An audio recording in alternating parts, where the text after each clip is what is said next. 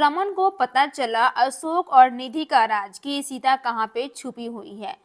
पूरा एपिसोड देखने के लिए वीडियो को लाइक कर ले। इधर अय्यर फैमिली बहुत परेशान है और कहती है कि मैंने माता रानी से प्रार्थना किया है कि जैसे ही मेरी बेटी सीता घर वापस आ जाएगी मैं जगराता कराऊंगी, जहाँ पे बंधु उसे समझाती है।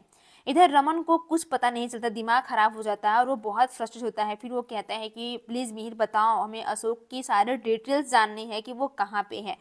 इधर बंधु को वो सारे नंबर डिटेल्स ऐड पता चलता है, जहाँ पे बंधु कहती है कि ओ नो, ये तो वही गाड़ी है जिससे मेरी कल गाड़ी टकराई थी। और फाइनली वो लोग दौड़ के वहां पे चले जाते हैं देखने के लिए। इधर मनी को अशोक के ऊपर बहुत शक होता है, तो अशोक को किसी बात में उलझा के रखता है ताकि वो डेटा को आराम से चुरा सके। लेकिन इसी बीच वहां पे पहुंच जाती है निधि और उसे बहुत गुस्सा आता है जब वो सामने अभिमन्यु को देखती है और वो कहती है कि अशोक, मुझे तुमसे कुछ बातें करनी है। जब वहां पे अशोक चला जाता है तो मनी कहता है मुझे जल्दी से वो लोग बात कर, उससे पहले मुझे डेटा को चुराना होगा वरना बहुत बड़ा कुछ बखेड़ा खड़ा हो सकता है। लेकिन जैसे ही मनी उस मोबाइल का डेटा, सारे डेटा को रिकॉर्ड कर लेता है, इधर निधि अशोक के ऊपर चिल्ला रही होती है और कहती है तुम्हें अंदाजा भी है कि तुम्हें क्या हुआ है? मुझे कुछ पता नहीं चल रहा। जो उस गुंडे को हमने बोला था इशिता को पकड़ने के लिए, वो गुंडे पता है क्या किए? वो कहीं और छुप गई है, कोई और उसे किडनैप कर लिए है। इधर अशोक कहता है कि इसमें तो हमारा ही फायदा ना, तुम इतनी परेशान क्यों हो रही हो। इधर मन्नी को कुछ क्लू मिलते हैं, जब वो मन्नी के पास जाता है तो वो समझ जाता है। इधर रोमी के पास मेल जाता है, जिस मेल में कुछ अशोक के कुछ डेटा होते हैं जो कि उसे पता चल जाता है। जैसे ही लैपटॉप पे वो देखता है उसको नंबर क्लू मिलता है कि वो नंबर जो 16-17 बार उसे बात किया है और उसी की वजह से वो सारे चीज खेलने की कोशिश कर रहा है गेम।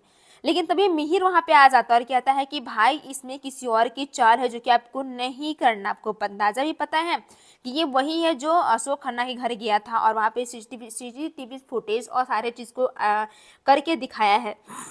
जैसे ही वो लोग वो फुटेज को चेक करते हैं, वहाँ पे निधि और अशोक दोनों की बातें जो होती हैं सुनाई देती है, जहाँ पे वो लोग कहते हैं कि अच्छा हुआ, हमें तो रूही के किडनैप करना था लेकिन यहाँ होगा इसी तरह, क्योंकि दोनों ने एक जैसे कपड़े जो पहन रखे थे। और वो ये लोग ये भी बात करते हैं कि यहाँ पे इशिता को कोई और गुंडे ने चुरा लिया है। अब हमें किसी से कोई फायदा नहीं, वैसे भी वो लोग क्या करने वाले हैं, इशिता को तो किसी भी हाल में छोड़ने वाले हैं नहीं, तो हमारा तो दोनों तरफ से फायदा ही है।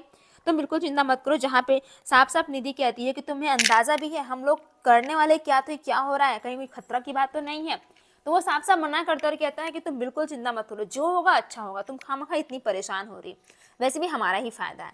लेकिन जैसे ही रमन को इस बारे में पता चलता है उसकी आंखें फटी की फटी रह जाती हैं, सबको ही परेशान होता है। शगुन के चेहरे पे सभी रोना शुरू कर देते हैं, लेकिन यहाँ रमन अपना इशिता के लिए प्यार जाहिर करता है और रोने लगता है और कहता है कि नहीं, मेरी इशिता को कुछ नहीं होना चाहिए। 7 सालों बाद मेरी इशिता मुझे मिली है और मैं नहीं चाहता कि मेरी इशिता को कुछ भी हो।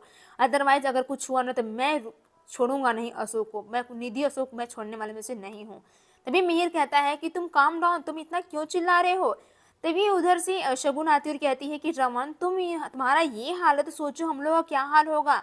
तुम्हें स्ट्रांग होना होगा। और 7 साल बाद इशिता वापस आ गई है ना, तो वो इतने बड़े जब खेल से वापस आ सकती है तो वो तुम्हें कहीं छोड़ के नहीं जाएगी, वो तुम्हारे लिए कुछ भी कर सकती है, तुम देखना इशिता जरूर वापस आएगी। रमन इशिता के लिए तड़प रहा होता है, उसकी आंखें बहुत परेशान हैं। दूसरी तरफ स्माइली और वो स्माइली गुंडे बहुत पीड़ता और कहता है कि तुम्हारी एक गलती की वजह से बहुत बड़ा बखेड़ा खड़ा हो सकता है, इसलिए ध्यान देना। वो बॉस ने हमने काम किया ना, मोबाइल को जल्दी से तोड़ दो वरना वो लोग ट्रैश करके यहाँ पे पहुंच जाएंगे। और तुम्हें कहा था ना ये काम करने के लिए, तुमने अभी तक काम क्यों नहीं किया, तुम्हें अंदाजा भी तुम क्या कर रहे हो। फिर स्माइली कहता है कि हमें बहुत सोच समझ के फूक फूकी की हमें दोनों रकम मिली हुई है, हम कोई भी काम गलती नहीं कर सकते।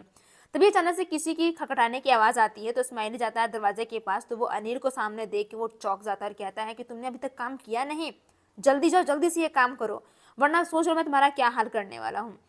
इधर अनिल कहता है कि वो इंसान को जल्दी से यहाँ उस बोरी को ले जाके कहीं ठिकाने लगा दो, क्योंकि मैं आप कोई रिस्क नहीं लेना चाहता। तुम समझ रहे हो मेरी क्या बात है। तभी जैसे ही दरवाजा खोलता है वहाँ पे कुछ लोग आते हैं कि सर यहाँ पे वो सारा सामान था तो मैं रखने के लिए आऊँ। जहाँ पे वो कहता है कि नहीं, हमने तो नहीं बुलाया है।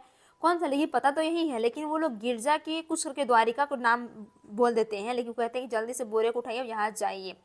इधर दूसरी तरफ बहुत ज़्यादा आदि रो रहा होता है, तो मिहिका आती है और कहती है कि क्या हुआ आदि, तुम इतने रो क्यों रहे हो। तो आदि कहता है कि पापा ने जब इसी माँ थी था उन्होंने कभी जाहिर नहीं किया कि वो इसी माँ से कितना प्यार करते, लेकिन जैसे ही वो दूर चले गए वो अपना इजहार करना शुरू कर दिए। जहाँ पे मिहिका कहती है कि हम भी तो अपने फैमिली वालों से बात छुपाते हैं ना आदि, हम ऐसा नहीं है कि हम सब फीलिंग सबके घर वालों ने बता देते हैं, हो सकता है सब कुछ ठीक होगा, तुम खामखा इतने परेशान हो रहे हो, और तुम बिल्कुल चिंता मत करो, सब कुछ ठीक होगा और अक्का भी घर वापस जरूर आएगी।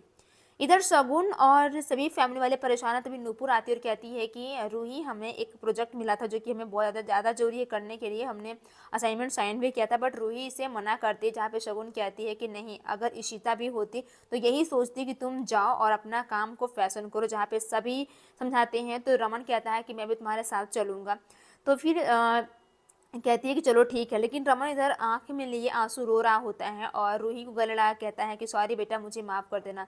पूरा एपिसोड जियो प्लस हॉट स्टार या फिर स्टार प्लस से अवेलेबल है, आप वहाँ पे देख सकते हैं।